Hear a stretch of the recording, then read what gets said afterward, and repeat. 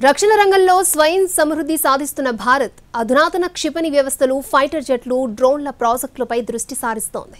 ఈ క్రమంలో హైపర్సోనిక్ క్షిపణి ప్రయోగాలను ముమ్మరం చేస్తోంది. ఇందులో భాగంగా హైపర్సోనిక్ గ్లైడ్ వెహికల్ HGV ధ్వని పరీక్షలను ఈ ఏడాది చివరి నాటికి పూర్తి చేయాలని DRDO ప్రయత్నిస్తున్నట్లు తెలుస్తోంది. ఆపరేషన్ సింధూర్లో శత్రుసేనలకు దడపుట్టించిన బ్రహ్మోస్ను మించిన అధునాతన క్షిపణి వ్యవస్థలు, ఫైటర్ జెట్లు, డ్రోన్ల ప్రాజెక్టులపై భారత్ ఫోకస్ పెడుతోంది. ఇందులో భాగంగా హైపర్సోనిక్ HGV క్షిపణి ప్రయోగాలను DRDO వేగవంతం చేస్తోంది. సుమారు గంటకు 7000 కిలోమీటర్ల వేగంతో దూసుకువెళ్లేలా ఈ క్షిపణిని తయారు చేస్తోంది. శత్రు దేశాల గగనతల రక్షణ వ్యవస్థలకు స్పందించే సమయం కూడా ఇవ్వదని నిపుణులు అంచనా వేస్తున్నారు. అత్యంత వేగంగా ప్రయాణిస్తూ సుదూర లక్ష్యాలను నిమిషాల్లో ఛేదించగల సామర్థ్యం HGVల సొంతం. శబ్ద వేగానికి 5-6 రెట్ల కంటే అధిక వేగంతో ఈ క్షిపణులు ప్రయాణించగలవు. హైపర్సోనిక్ క్రూజ్ క్షిపణులకు భిన్నంగా ఈ నూతన గ్లైడ్ వెహికల్ ఉంటుంది.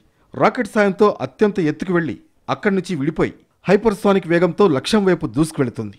శత్రువుల గగనతల నిరోధక వ్యవస్థలకు చిక్కకుండా లక్ష్యాలను ఛేదించే సామర్థ్యం ఉన్న ఈ HGV పరీక్షలను DRDO ముమ్మరం చేసింది.